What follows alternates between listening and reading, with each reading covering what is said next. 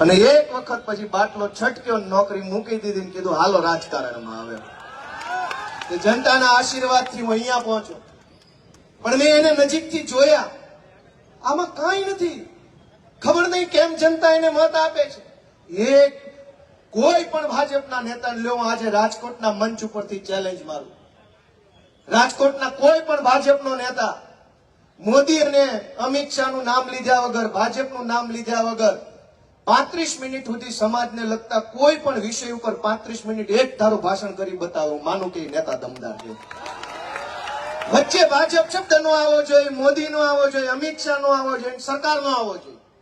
આટલા શબ્દ વગર જનતાની કોઈ પણ સમસ્યા ઉપર ભાજપનો એક ધારાસભ્ય, સાંસદ સભ્ય 35 મિનિટ તો બોલે. 35 મિનિટ વાત કરવાની જેની ક્ષમતા નથી, 35 વર્ષથી સરકાર ચલાવે છે. વિચાર કરો દોસ્તો. હું તમને શું કહું, હું તો નાનો માણસ છું, પણ હું અહીંયા રાજકારણમાં આવ્યો હું કામ? મને એમ થયું કે આપણી જેવા નાના માણસનો હાથ પકડવા વાળું કોઈ અહીંયા નથી. આખું સરકારી તંત્ર, આખી સરકાર, આખા નેતાઓ, પાર્ટીઓ, બધા જ લોકો પોતાની દુનિયામાં મજા કરે છે. અને જનતાનો સવારથી સાંજ કેમ પડે છે, કેવી મજૂરી કરે છે, કેવી વેઠ ઉતારે છે, એ કોઈ જોવા જાણવા તૈયાર નથી. આ બધી દુકાનો અહીંયા રહી, આખો દિવસ 2-2 કિલો ધૂળ ઝાપટે, તેથી મહિને 5000 રૂપિયાનો વકરો વધતો હશે. પણ તોય સરકારી તંત્રમાં શરમ નથી.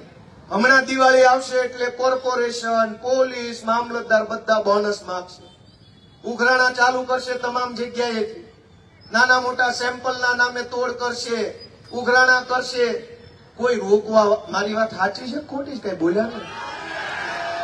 આગળ વાળા આ બોલાય, ઉભા છે હજુ કઈ બોલાય નહીં. ભાઈ સાચી વાત છે ખોટી વાત છે?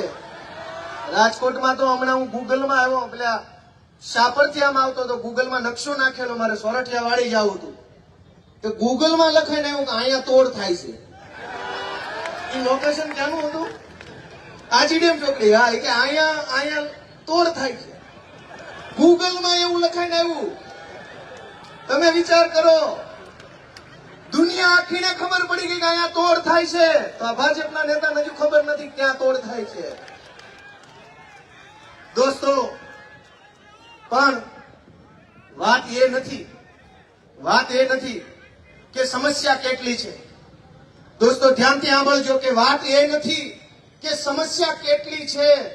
રોડ તૂટલો છે એ સમસ્યા નથી, સરકારી શાળા નથી એ સમસ્યા નથી, પ્રશ્ન એ નથી કે દવાખાના નથી, પ્રશ્ન એ નથી કે દવાખાનામાં ડોક્ટર નથી, પ્રશ્ન એ નથી કે સરકારી બસો નથી, પ્રશ્ન એ નથી ભરતી થતી નથી, પ્રશ્ન એ નથી ખારા રોડ બનતા નથી, પ્રશ્ન એ નથી કે ટ્રાફિકનું સોલ્યુશન નથી, પ્રશ્ન એ નથી કે પાણી ભરાઈ જાય છે.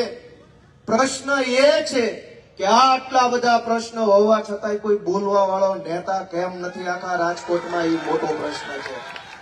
એ મોટો પ્રશ્ન છે કે કેમ નથી બોલતા. અને બોલે તો ટિકિટો કપાઈ જાય એમ છે. હું બોલે એની ટિકિટ કપાઈ જાય છે. એમની ટિકિટના ડરના કારણે એ લોકો આપણા માટે બોલતા નથી. છતાંય દોસ્તો આપણે શા માટે એમની પાછળ ઉભા છીએ? હું તો તમને હાથ જોડવા આવ્યો છું. એક તક અમને આપો.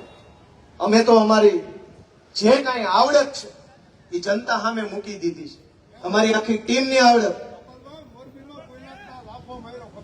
ના આવી જાવ ભાઈ. મોરબીમાં તમને પ્રશ્ન પૂછો છો, ઈસુદાન ગઢવીની સભા જયારે હાલતી હતી ત્યારે હાવ નાનો વ્યક્તિ હતો, એ તમારી પ્રશ્ન પૂછતો હતો તમને, ત્યારે એને લાફો મળ્યો, તમારા કાર્યકર્તા એને લાફો મળ્યો. હજી તમારી એક સીટ આવી ભલામણ, તમે એમ કહો કે અમે આમ કરીને અમે આમ કરી.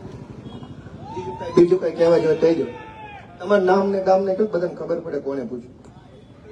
ભાઈ મારું નામ કાંદલભાઈ ઉર્ફે સુભાષ આયર, ગામ મારું બગદડિયા, તાલુકો કોરડા સાંગાણી, જિલ્લો રાજકોટ.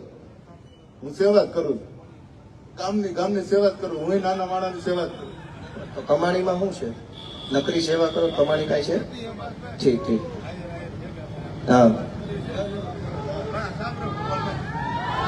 સેવા જ કરવી છે ને આપણે. સેવા જ કરવી હોય તો કાલથી આપણે બે ભાઈ કાલથી રાજકોટ થી કુવાડવા હાઈવે લગી ગયા જાય. જો સુભાષભાઈ, હું આવ્યો છું, તમે સાંભળો ભાઈ, 2 મિનિટ સાંભળો. સુભાષભાઈ, હું કાલ તમારી સાથે મારું ગામ કુવાડવાની બાજુનું ખાતડા ગામ મારું. હું કાયમ કુવાડવા